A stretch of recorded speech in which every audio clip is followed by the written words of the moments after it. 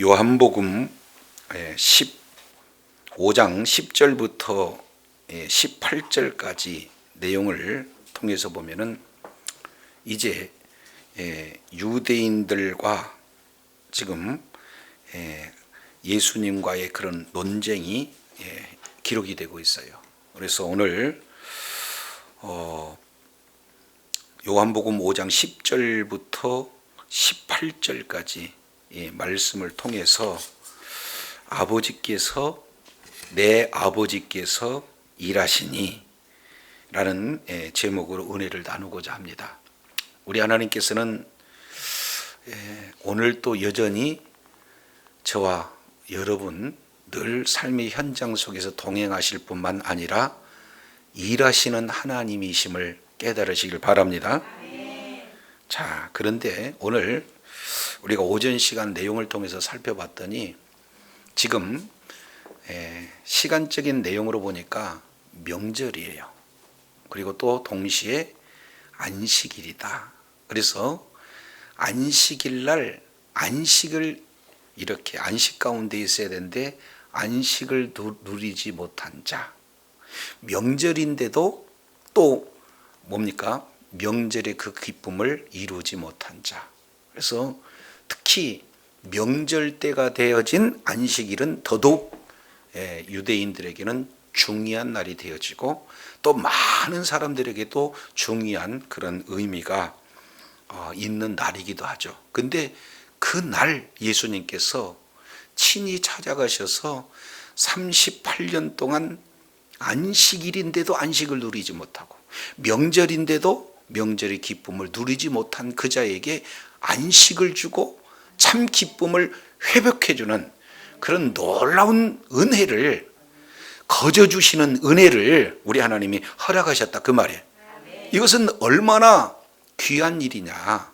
이것은 바로 우리가 두 가지 측면에서 살펴봤습니다. 하나는 구약 모든 백성들이 지금 있는 그 자리가 이렇게 미신적인 신앙, 하나님의 말씀보다는 조상들이 내려오던 그런 하나의 전승에 의지하고 있는 그런 구약 성도들의 모습을 그대로 반영하고 있는 반면 동시에 우리들의 모습을 말씀을 하고 있어요. 그래서 이 세상 가운데 정말로 가장 먼저 되고자 하는 그런 경쟁 속에서 소망 없이 희망 없이 살아가는 그런 환경 속에서 자격 없는 그런 사람들에게 우리 주님이 직접 찾아오셔서 사랑을 실천하시고 그 자리가 바로 은혜의 자리가 되어줄 수 있는 놀라운 그런 하나님의 일하심을 경험하는 현장을 우리가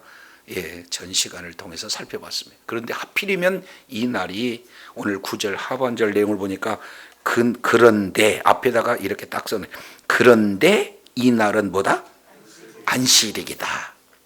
하필이면 은혜의 집에 은혜의 장소로서 온전히 회복되어지는 그 날이 그런데 그 날이 안식일이다. 지금 이렇게 말씀을 하고 있습니다.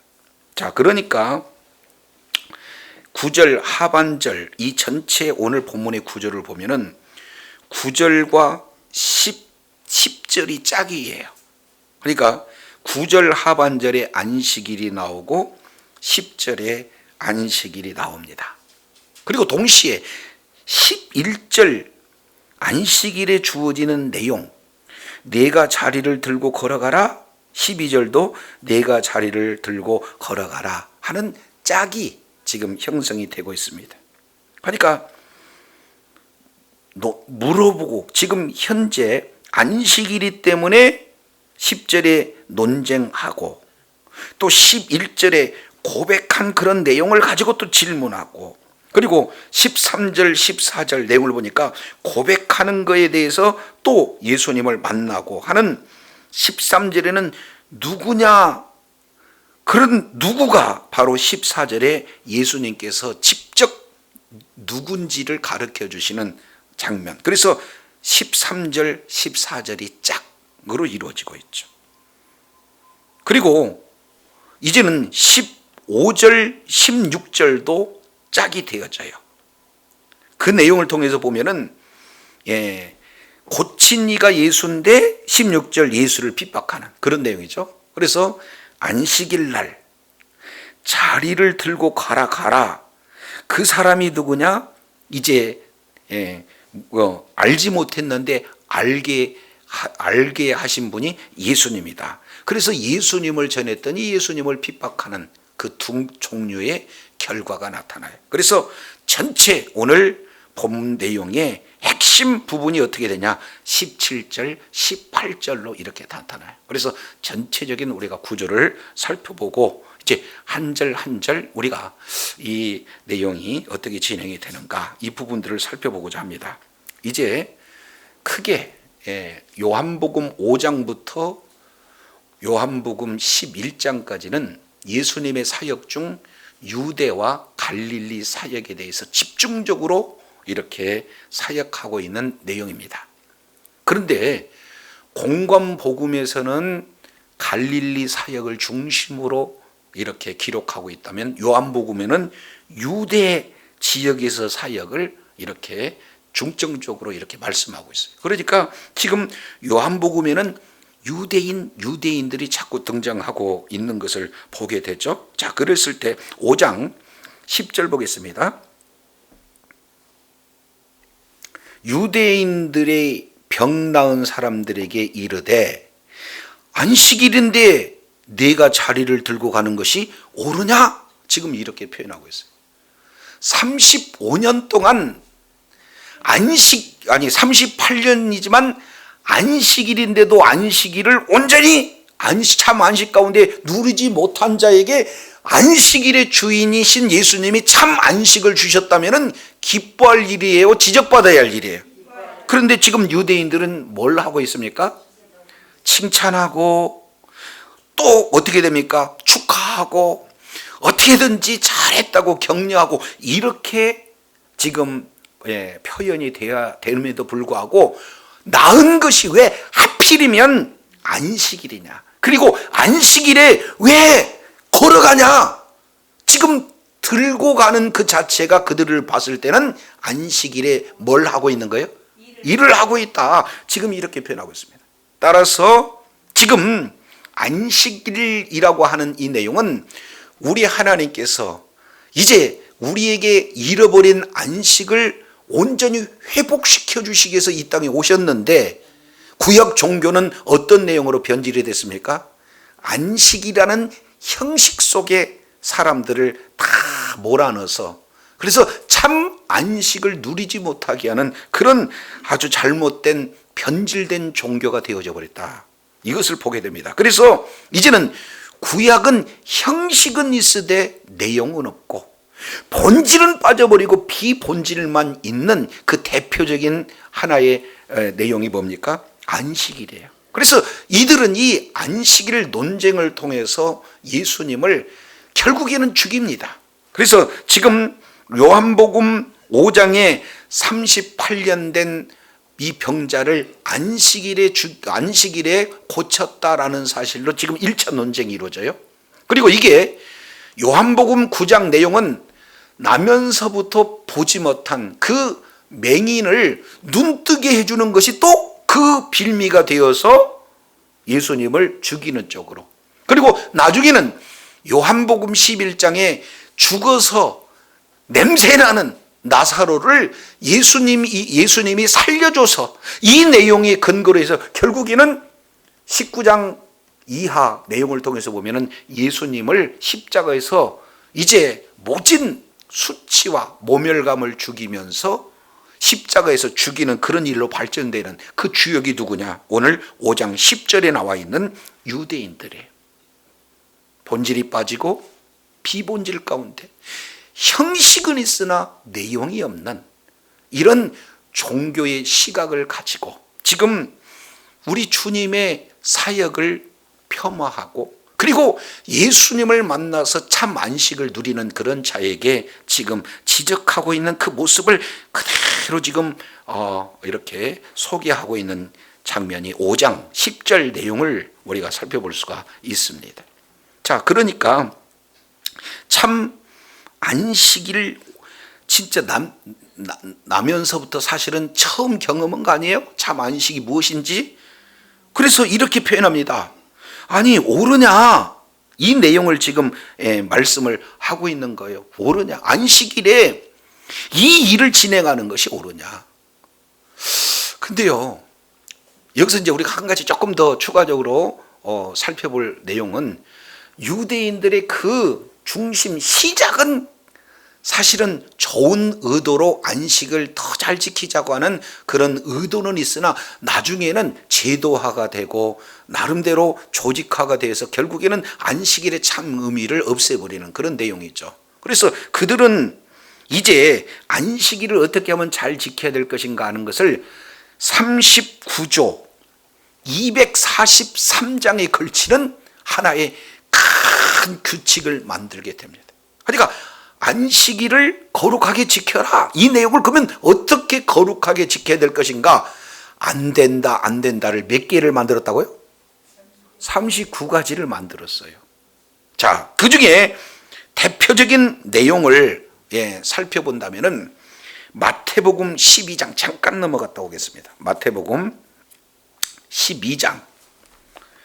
마태복음 12장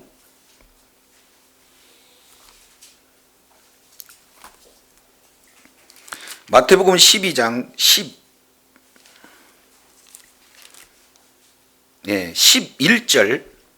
자, 저 보세요. 예수께서 이르시되 너희 중에 어느 사람이 양 한 마리가 있어서 안식일에 구더기에 빠지면 붙잡아 내지 않겠느냐? 그런데 12절, 사람이 양보다 얼마나 귀하냐? 그러므로 안식일에 선을 행하는 것이 뭐한다?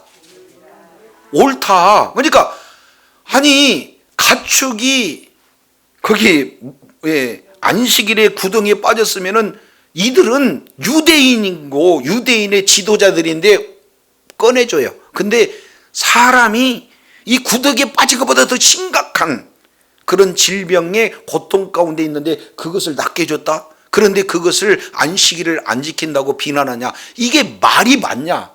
사람은 짐승보다 더 귀하다. 지금 이렇게 말씀을 하고 있어요. 이 해답을 마가복음 2장에서는 정확하게 말씀하고 있습니다. 마가복음 2장 27절 내용을 보면은 안식일을 위해서 사람이 있느냐, 사람을 위해서 안식일이 있느냐, 정확하게 본질을 우리 주님이 말씀하고 있는 거거든요. 그렇기 때문에 이들은 안식일 이 자체에, 문자에 사로잡혀서 안식일을 주신 하나님의 마음, 하나님의 의도를 놓쳐버리고 지금 안식일 가운데 38년 동안 안식일이지만 안식을 쉼을 누리지 못하는, 참 안식을 누리지 못하는 그 자에게 예수님이 직접 찾아오셔서 정말로 그 은혜를 받을 수 있는 조건이 없는데도 불구하고, 자격이 없는데도 불구하고 거저 주신 하나님의 은혜로 말미암아 참 안식을 누렸으면 축하하고 감사할 일이 될 수밖에 없잖아요. 그런데 유대인들은 안식일이라는 그 형식에 어긋났다 해서 지금 비판하는 그런 어떤 내용들을 보게 되어집니다. 그래서 안식일을 지키느냐 지키지 않느냐, 그 얘기는 율법을 지키느냐 안 지키느냐고 거의 동일시해서 안식일이 그들에게는 매우 중요합니다. 자, 이 내용을 구약성경의 구체적인 내용을 통해서 보면은 느헤미야서 13장 19절 이하 내용을 통해서 보면은 안식일에 대해서 9번 정도 기록하고 있어요.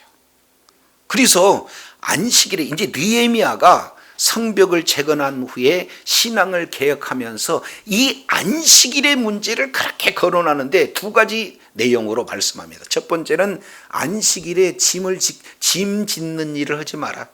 안식일을 거룩하게 구별하라 하는 내용을 가지고 무려 이제 8번 안식일을 거론하면서 말씀하고 있어요.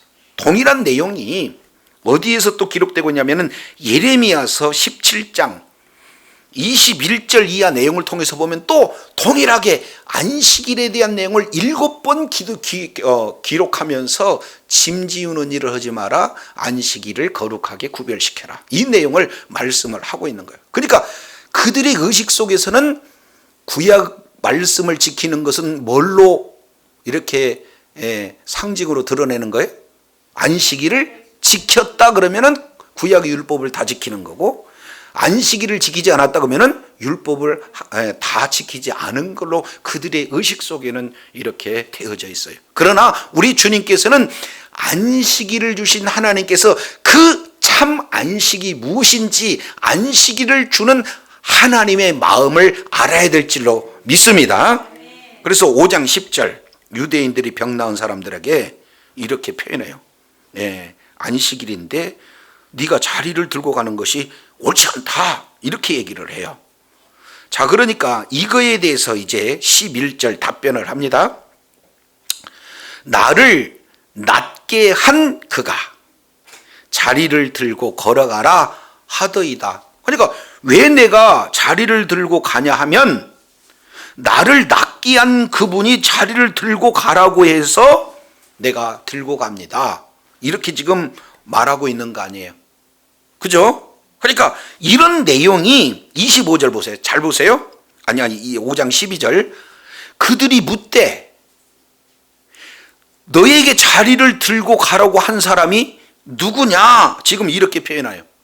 그러니까 여기서 은혜가 싹 빠져버립니다. 왜 그러냐면, 너를 그렇게 38년 동안 그 고통 가운데 있는 너를 고쳐준 자가 누구냐, 이렇게 물은 게 아니라 병 고친 그런 사람은 전혀 언급하지도 않고 자리를 들고 가는 사람이 누구냐, 지금 이렇게 얘기하는 거예요. 이것은 자기 자신들이 가지고 있는 그 기득권, 그 나름대로 가지고 있는 그 지도자들의 권위를 정면으로 지금 어겼다. 그러니까 지금 그 사람이 누구냐, 이렇게 지금 말씀을 이렇게 말하고 있는 거예요.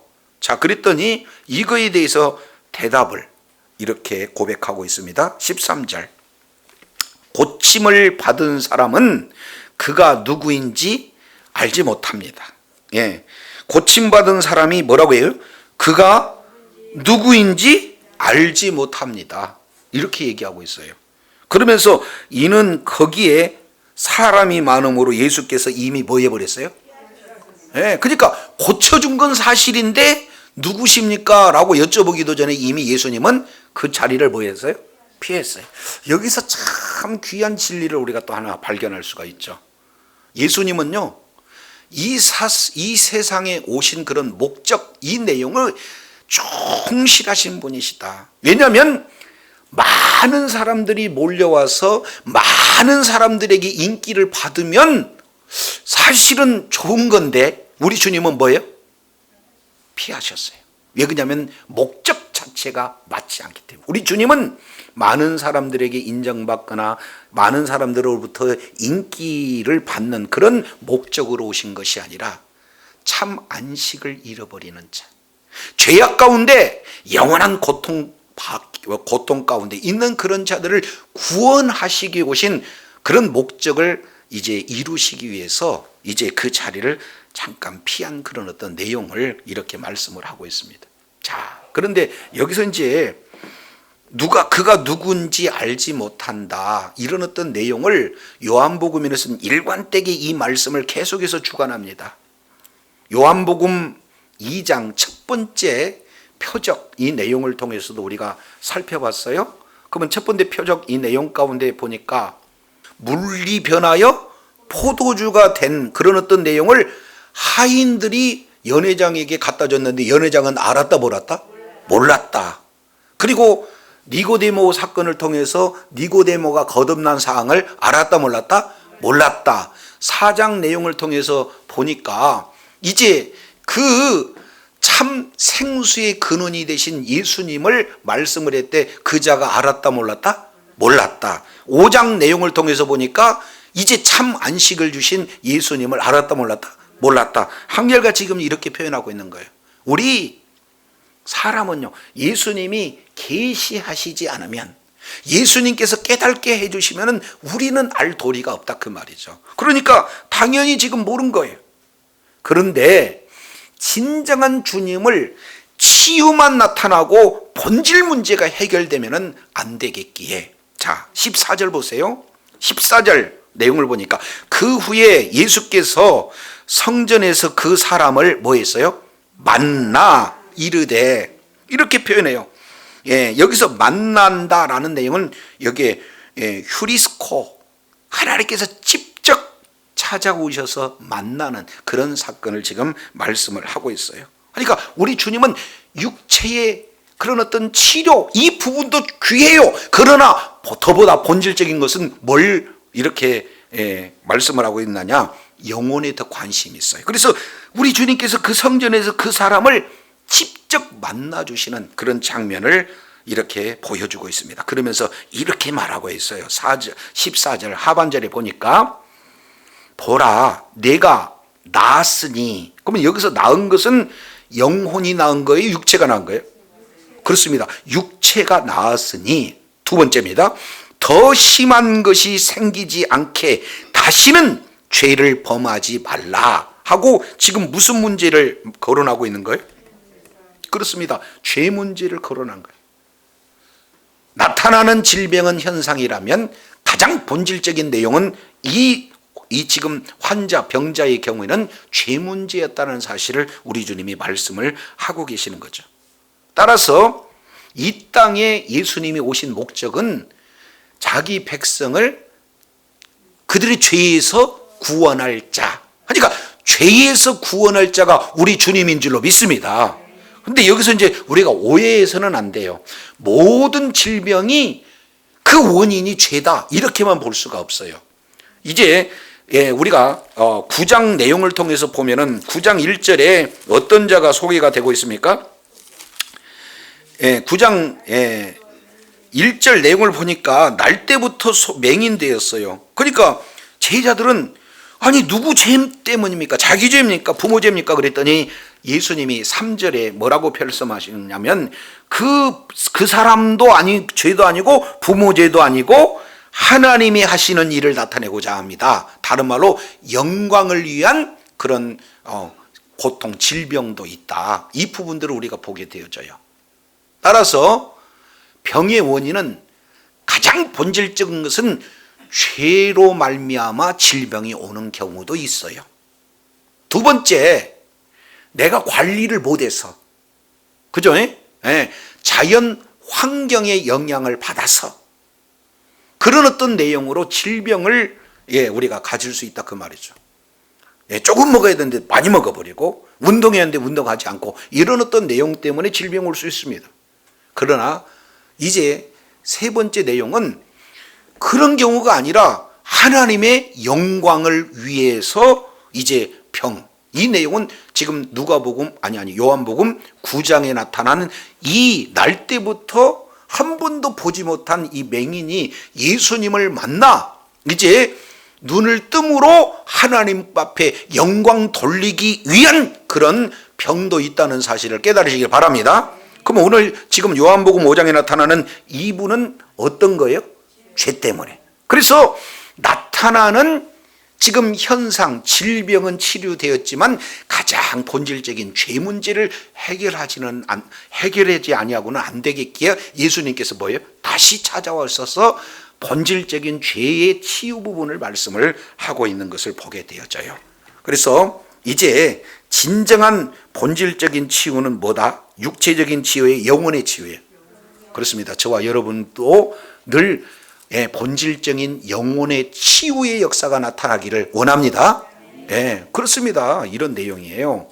그래서 육체적인 치료도 있고 또는 정신적 마음의 치료가 있는 거고, 그러니까 육체보다도 또 더 한 단계 이제 진정한 치유 내용은 어떤 내용이 돼야 돼요? 마음의 치유가 있어야 돼요. 마음이 치료되지 못하면은 낙심하고 좌절하고 불평하고 원망하고 이런 어떤 내용 때문에 우울증도 걸리고 화병도 걸리고 그런 거 아니겠습니까? 그러니까 진정한 의사는요, 육체도 치료하지만 또 뭘 치료해요? 네, 마음도 치료해요. 근데 그 마음 치료보다도 더 중요한 것은 어떤 치료가 되어져야 되느냐? 영혼 치료가 되어져요. 그래서 우리 주님이 이미 육체의 치료가 된 그 자를 이제 찾아오셔서 영혼의 치유, 죄 문제를 지금 이렇게 말씀하고 계시는 그런 어떤 내용이에요. 그래서 본질적으로 이제는 이 환자는 죄 문제와 그리고 이제 모든 육체 문제를 예수님을 만나서 고침을 받았잖아요. 그러니까 15절 어떤 반응이 나타납니까? 15절 보세요. 그 사람이 유대인들에게 가서 자기를 고친 이는 누구다? 예수다. 이렇게 얘기해요. 그러니까 이미 주님을 만나고 주님으로부터 이제 놀라운 회복의 역사가 있는 그 자에 당연히 나타나는 반응은 어떤 내용이 되어지는 겁니까? 예수님을 전하는 자예요. 저와 여러분 역시 마찬가지로 늘 예수님을 자랑하고 예수님을 전하는 복된 자리에 있기를 원합니다. 이건 그냥 시켜서는 내용이 아니라 자발적으로 기쁨으로 주님을 지금 자랑하고 있는 그런 어떤 내용을 지금 38년 된 그런 병자를 통해서 하고 있어요. 근데 여기서 한 가지 생각해 볼 수 있는 내용이죠. 누구에게 전했다는 거예요? 유대인들에게 뭐해서? 가서. 그러니까 유대인들은 지금 왜 안식일을 어겼느냐고 윽박지르던 그런 자인데 그런 자들에게 가서 예수를 전했다. 의도는 좋았는데 이것이 사실은 빌미가 돼서 예수님을 또 이제 죽이려고 하는 그 단초를 제공하는 그런 어떤 모습입니다.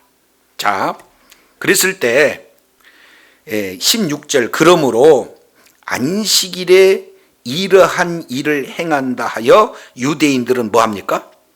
박해하는 거예요. 그러니까 예수님의 그러한 치유의 역사를 통해서 예수님을 드러내는 사람도 있고 반면에 또 예수님을 박해하는 그런 어떤 자들도 생기게 되어져요.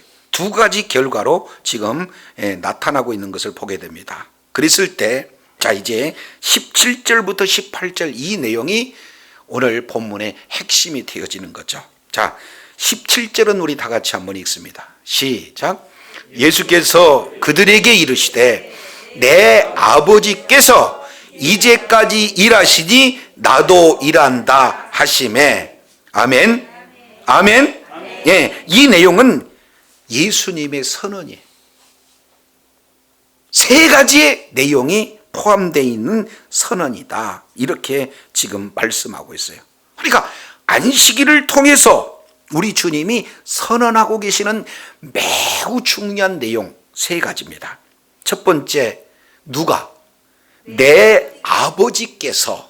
두 번째, 이제까지 일하신다. 그 얘기는 창세기 1장부터 31절까지 6일 창조에 대한 내용을 말씀하고 있죠. 그 다음에 2장 3절 이하 내용을 보게 되어지면은 제7일 날 안식했다. 그런데 그 하나님께서 그때부터 6일까지 6일까지 일하시고 7일 날 안식했지만 실제 안식한 것이 아니라 그때부터 또 새롭게 뭐 하고 계셔요? 일하고 계세요. 그래서 6일까지 창조에 따른 안식은 취했지만 그 다음부터 창조한 모든 그런 피조물들이 원활하게 이렇게 보존하고 또 이 내용을 섭리하시는 하나님의 그러한 모든 통치의 그런 사역들은 그날부터 지금까지 우리 주님은 졸지도 않고 주무시지도 않고 쉬시지도 않고 일하시는 분이 우리 하나님인 줄로 믿습니다. 그러면 우리 주님은 언제도 일하셨다는 거예요? 그렇습니다. 안식일날 일했다는 거. 그러니까 예수님이 안식일날 일하는 내용을 통해서 지금 유대인들은 박해를 하고 있는데 그렇지 않다. 우리 주님은 그때도 창조하실 때도 일하셨고 그 지금 이 순간까지도 우리 주님은 일하고 계신다. 이 내용을 말씀하고 있어요. 그러면서 세 번째, 나도 뭐한다? 일한다. 우리 하나님이 일하시니 나도 일한다 하면서 예수님과 하나님을 동일시하고 있는 이 세 가지 내용을, 아주 귀한 내용을 지금 선언하고 있다, 이걸 말씀하고 있습니다. 그러면 첫 번째, 내 아버지께서, 이게 굉장히 중요한 단어입니다. 한번 따라하겠습니다. 내 아버지여. 시작. 우리 주님은 단 한 번도 우리 아버지라고 한 적이 없어요. 다만 마태복음 6장에서 주님이 가르쳐 주신 기도를 통해서는 우리들에게는 우리 아버지, 하늘에 계신 우리 아버지라고 가르쳐 주셨지, 단 한 번도 내 아버지라고 했지 우리 아버지라고 한 적이 없어요, 우리 주님은. 그러면은 여기에는 특별한 이유가 있을 거 아니에요. 그러죠? 내 아버지여 라고 얘기하는 이 내용은 뭐냐? 나와 아버지의 관계는 특별한 관계다, 이렇게 말씀을 하고 있는 것을 지금 내 아버지여 이렇게 표현하고 있습니다. 근데 이 내용은 유대인들의 아버지 관하고는 전면 대치되는 그런 내용이에요. 왜 그러냐면 아버지 하나님은 우리와 관계인데 우리보다도 더 친밀한 관계를 예수님이 말씀하니까 상당히 기분 나쁜 그런 어떤 용어가 내 아버지여 이렇게 표현을 하고 있어요. 이것은 우리가 주님께서 가르쳐 주신 기도 내용을 통해서 우리가 자세히 이렇게 살펴봤지만, 자, 한 서너 군데 한번 살펴보겠습니다. 이 내 아버지라는 의미의 내용을 보면은 우리가 먼저 어디로 보냐면 신명기 23장을 우리 한번 살펴보도록 하겠습니다. 신명기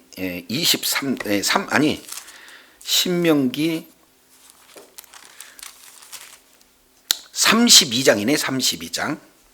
32장. 잘 보세요. 32장. 6절 내용을 보니까 이렇게 얘기해요. 우매무지한 백성들아, 어리석고 지혜롭지 못한 백성들아, 여호와께 이같이 보답하겠느냐? 그는 너를 얻으신 너희 누구다? 아버지가 아니냐? 너를 지으셨고 너를 세우셨다. 한번 옛날 일을 한번 생각해봐라. 네 아버지에게 한번 물어봐라. 그러면 설명할 거 아니냐? 어른들에게 물어보면 이제 일을 일러주시지 않을 거 아니냐 하면서 쭉 설명하고 있는데, 너희 아버지가 10절 하반절 광야에서 이제 어떻게 돼요? 호위하시고 보호하시고 눈동자처럼 지키시는, 아버지가 자녀를 지키시는 그런 내용처럼, 그리고 11절 마치 독수리가 날개 위에서 그 새끼를 엎는 것 같이 광야에서 인도하신 하나님이 바로 우리 아버지다, 지금 이렇게 말씀을 하고 있어요. 이것은 모세가 마지막 고별 설교를 통해서 하는 내용이고, 그 내용은 대상은 누굽니까? 이스라엘 백성들이에요. 그러니까 이스라엘 백성들에게 모세는 하나님이라고 그랬습니까? 아버지라고 그랬어요? 그렇습니다. 하나님을 아버지다 이렇게 말씀을 하고 있는 것을 보게 됩니다. 이 내용을 이사야서 63장 16절 이 내용을 통해서 살펴보면은 똑같이 이 부분을 말씀을 하고 계세요. 여기에는 아버지라는 내용을 계속 반복해서 말씀하고 있습니다. 이사야 63장 16절 주는 우리 아버지시라. 그리고 중반절에도 여호와 주는 우리 아버지시라 하고 정확하게 아버지라고 지금 말씀을 하고 있는 것을 보게 되어져요. 예레미야 3장 4절 역시 마찬가지로 동일하게 하나님을 아버지라고 말씀하고 있어요. 그러면 생각해 보세요. 이스라엘 백성들은 하나님을 뭐라고? 아버지. 그 얘기는 그 사이에 얼마나 친밀감이 있는 용어냐 그 말이에요.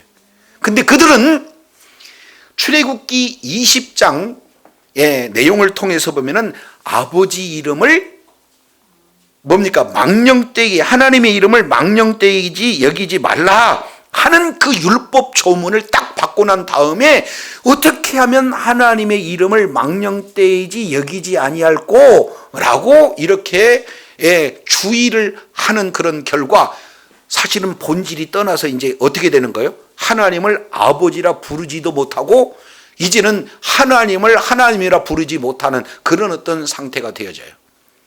나름대로 아버지와의 그런 놀라운 그런 어떤 관계를 더 잘하고자 하는 의도가 있지만 훗날에는 내용은 싹 빠져버리고 형식만 남은 그런 구약 잘못된 왜곡된 종교로 변질되어졌다는 것을 우리가 살펴볼 수가 있습니다. 그래서 이제 말라기서 1장 6절 내용을 통해서 보면은 이렇게 배워요. 너희가 내 이름을 멸시했다. 내 이름을 멸시했다. 이렇게 지금 우리 주님이 말씀하고 있어요. 그래서 이제는 예수님께서 마가복음 16장 내용을 통해서 보면은 겟세마네 동산에서 기도할 때 아빠 아버지 이렇게 기도하고 있잖아요. 잃어버린 아버지 이름을 되찾아 주신 분이 바로 우리 주님이셔요. 그러니까 우리 주님이 지금 오늘 내용을 통해서 보니까 뭐라고 표현해요? 내 아버지 이렇게 말씀을 하고 있어요. 그래서 너희는 이렇게 기도하라. 하늘에 계신 우리 하나님, 우리 아버지. 그럼요. 하나님을 아버지라 부를 수 있는 자격은 성령으로 거듭나서 성령으로 하지 아니하고는 하나님을 아버지라 부를 수 있는 자가 한 사람도 없어요. 저와 여러분 기도할 때마다 하나님이 우리 아버지심을 고백하고 기도하는 은혜 가운데 있기를 원합니다. 내 아버지께서 두 번째 지금까지 뭐 하고 계신다? 이걸 잘못해 가지고는 창세기 2장 3절 내용을 통해서 7일 안식 이 내용만 가지고 우리 주님은 안식한다. 큰일 날 소리. 우리 주님은 여전히 오늘 또 말씀으로 창조하신 모든 피조물들을 우리 주님께서는 말씀으로 통치하시는 주체자가 바로 우리 주님이신 줄로 믿습니다. 그래서 저와 여러분은 우리 주님의 일하심으로 말미암아 우리는 참 평안 안식을 누릴 수 있는 진정한 안식을 주러 오신 분이 바로 예수님인 줄로 믿습니다. 이제 한 군데 찾아보겠습니다. 이 내용을 통해서 보면은 이사야서 62장 여러 군데 많이 있지만 이사야서 62장 내용을 보면은 이게 하나님이 어떻게 일하고 계시는가, 누구를 통해서 일하고 계시는가 이 내용을 말씀을 하고 있어요. 이사야서 62장 1절에 보니까 나는 시온의 공의를 빛같이 예루살렘의 구원을 햇불같이 나타내도록 온 시온을 위해서 뭐 하지 않는다? 또 예루살렘을 위해서 뭐 하지 않는다? 입으로는 잠잠하지 아니하고 몸으로는 쉬지 않겠다 하는 것이 우리 주님이에요.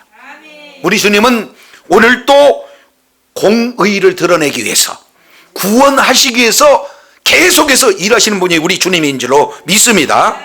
자, 이 내용을 통해서 6절 이건 몰라서 안 된다 그 말이에요. 6절 예루살렘이여 내가 너희 성벽 위에 파수꾼을 세우고 그들로 종일종야를 뭐하게 하였다? 파수꾼이 잠잠하면 끝이잖아요. 자신도 그를 믿고 있는 또 수많은 공동체도 적이 쳐들어오면은 떠들어야 될 거 아니에요. 적이다, 공격한다, 대비하라, 준비하라. 떠들지 않으면 큰일이잖아요. 그러니까 계속해서 성벽 위에 뭘 세웠어요? 파수꾼을 세웠어요. 이제 각 가정의 기도자로 파수꾼으로 우리 주님이 저와 여러분을 세워준 줄로 깨달으기를 바랍니다. 직장에서의 파수꾼, 가정에서의 파수꾼, 교회에서 파수꾼, 모든 삶의 여정 속에서 우리는 파수꾼의 사명을 감당해야 된다 그 말이에요. 그런데 뒤에 보겠습니다. 뒤에 6절 하반절 보니까 너희 여호와로 기억하게 하는 자들아 너희는 뭐 하지 말라? 우리 하나님이 기억하고 계시는 자들이 있어요. 자, 그런데 7절 또 여호와께서 예루살렘을 세워 세상에서 찬송을 받게 하기까지 그로 뭐 하게 하라? 우리 주님이 일하셔야 되는데 부르지 않으면은 뭐예요? 다른 사람을 위해서는 일하시지만 그 사람을 위해서는 쉴 수도 있다. 그러니 하나님께서 일하셔야 되는데 공의를 이루시기까지, 구원을 이루시기까지 계속해서 말씀하시고 계속해서 일하셔야 되는데 쉬는 인생도 있다 그 말이에요. 그러니까 우리는 파수꾼이 계속해서 잠잠하지 않고 계속 뭐하면 파수꾼의 사명을 감당하게 되면 우리 주님은 우리가 기도할 때 그 내용을 들으시고 응답하시기 위해서 일하신 하나님인 줄 깨닫기를 바랍니다. 근데 하나님을 쉬게 하는 자들도 있어요. 그러나 반면 하나님이 일하시게 하는 자들도 있다. 저와 여러분은 하나님이 쉬지 못하고 저와 여러분을 위해서, 저와 여러분의 그 가정을 위해서, 교회를 위해서 사역 현장에서 마음껏 일하실 수 있는 하나님의 놀라운 사역의 현장이 되어지기를 원합니다. 그러니까 우리 주님은 뭐 하는 거예요? 지금 계속해서 일을. 그 일을 언제도 해요? 안식일 날도 한다. 그래서 안식일의 개념은 두 가지예요. 하나는 쉼의 개념이 있고 동시에 하나는 뭘 개념이 있어요? 일하는 개념이 있어요. 우리가 하나님을 쉬지 못하도록 찬송하고 기도하고 예배드리고 그랬을 때 하나님이 저와 여러분을 통해서 계속해서 일하심으로 말미암아 하나님의 일하심 현장 속에서 우리가 쉼을 얻는 것이 진정한 참 안식인 줄로 깨달으시기를 바랍니다. 그러니까 누구는 일하셔야 돼요? 하나님은 일하셔야죠. 아멘이십니까? 그러니까 지금 38년 동안 안식일인데, 명절 가운데 속한 안식일인데 참 안식을 누리지 못했잖아요. 형식적으로 안식일이니까 안식일을 지키라 할 수 있는 그 안식일을 설령 지킨다 할지라도 그 속에 참 안식이 있겠습니까? 없잖아요. 근데 진정한 참 안식을 주신 분이 바로 우리 주님이신 줄로 믿습니다. 믿음도 없어요. 말귀도 못 알아들어요. 소망도 없어요. 그렇다고 우리 주님 앞에 즉각적으로 찾아올 수 있는 그런 이제 뭔가 결단도 없어요. 그럼에도 우리 주님께서 친히 찾아오셔서 말씀으로 선포하신 주, 그리고 그 말씀에 순종할 때 기적의 역사가 나타났습니다. 치유의 역사가 나타난 줄로 믿습니다. 참 안식을 누리는 놀라운 은혜 가운데 거했다 그 말이에요. 그런데 이걸 가지고 지금 유대인들이 따져요. 참 안식을 누리는 그런 자에게 문자적 안식일을 왜 안 지켰느냐, 그렇게 한 자가 누구냐. 그래서 그분이 바로 예수님이다 가르쳐 줬는데도 예수님을 핍박하니까 정확한 안식의 개념, 내 아버지께서 지금까지 뭐 하시니? 그러면 나도 뭐 한다? 일한다. 이렇게 말씀하고 있어요. 그래서 안식일 날은요, 전적으로 주님만을 향해서 주님과 나 사이에 어떤 것도 가로막힘 없이 오직 주님을 예배하고 주님을 경배하는 것이 참 안식의 내용인 줄 깨달으시길 바라면, 그런 자에게 우리 주님이 뭐 하시는 거예요? 일하신다 그 말이죠. 두 번째, 그러면은 아버지만 일해야 돼요? 나도 일한다 그래요. 그러면 저와 여러분도 일해야 돼? 안 일해야 돼요? 안식일을 일 안 하면 안 된다 그 말이죠. 근데 여기서 안식일은 내 먹을 것을 위한 일이 아니라 주님을 위한 일, 살리는 일인 줄로 깨달으시길 바랍니다. 주일날 와갖고는 예배드리는 이 자체가 일이에요. 찬송하는 것이 일이고, 기도하는 것이 일이고, 식당 봉사, 무슨 차량 봉사, 아니면 전도하는 이 모든 내용이 일인 줄로 깨달으시길 바랍니다.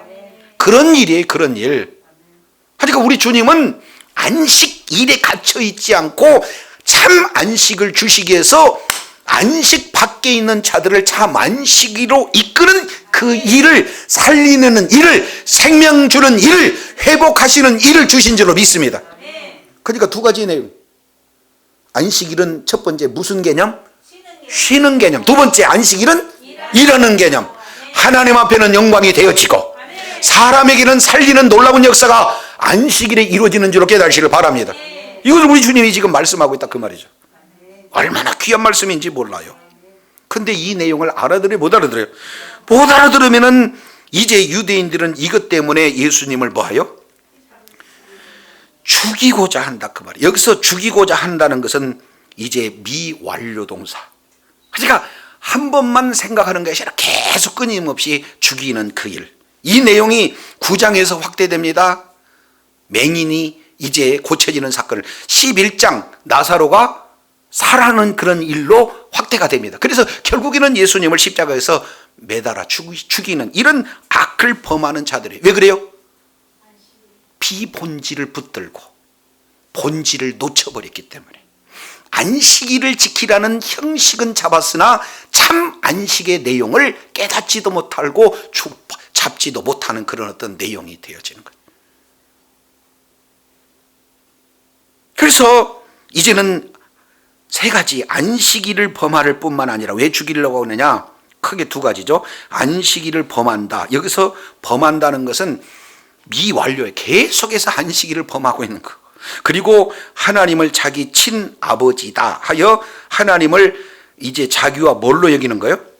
동등됨을 여기로.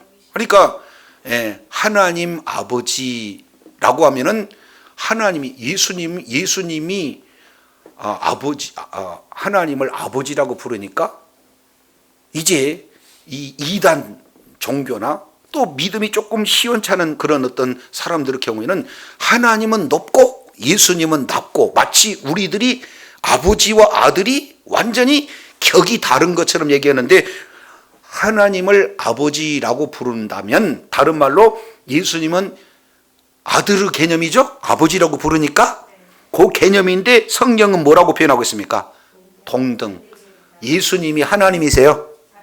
하나님이 예수님이십니다. 동등하신 분입니다.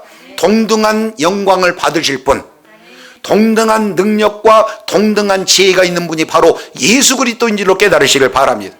그래서 안식일 내용을 통해서 이 엄청난 내용들을 저와 여러분에게 말씀을 하고 계세요. 따라서 주님 오시는 그날까지 참 안식이 무엇이고, 그리고 그 안식일 속에서 이제는 하나님께서는 끊임없이 일하고 계시고, 그럴 때 우리는 참 평안을 온전히 누리게 되어지고, 동시에 그런 참 평안과 안식 가운데 있는 자는 다른 사람들을 섬기면서 다른 사람을 살리면서 다른 사람에게 하나님의 그 사랑을 흘러내면서 이제는 살리는 그런 생명의 일을 하는 그런 내용이 바로 저와 여러분이 참 안식 가운데 들어온 자의 사명인 줄로 깨달으시길 바랍니다. 그래서 오직 하나님께는 영광을 올려드리고 많은 사람들에게는 주의 그 사랑을 실천하는 그 자리에 있어서 참 평안과 안식을 온전히 누려야 될 줄로 믿습니다.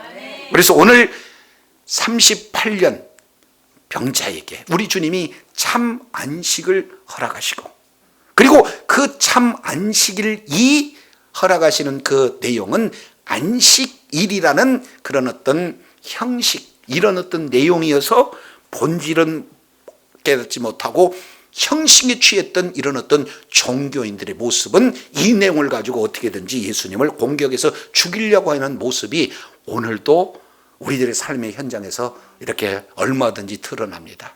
저도 여러분도 율법주의자가 돼서 종교인처럼 형식과 여러 가지 아주 그냥 틀에 매여져 있는 그런 피본질적인 요소로 신앙생활하는, 아니 종교생활하는 그런 어리석은 자에 벌어나서 이제는 핵심적인 본질을 잡고 그런 핵심적인 내용이 풍성해서 오늘 또 참 안식 가운데 우리에게 참 안식을 주러 오시는 예수 그리스도를 온전히 믿음으로 생명으로 소유해서 예수 그리스도 안에서 참 평안과 안식을 누릴 뿐만 아니라 날마다 참 안식을 누리는 자로서 많은 자들을 주님의 품으로 이끌 수 있는 바로 이전 귀한 사역을 잘 감당함으로 하나님 앞에 존귀하게 쓰임받는 주의 사랑하는 자녀들이 다 되시기를 예수 이름으로 축원합니다.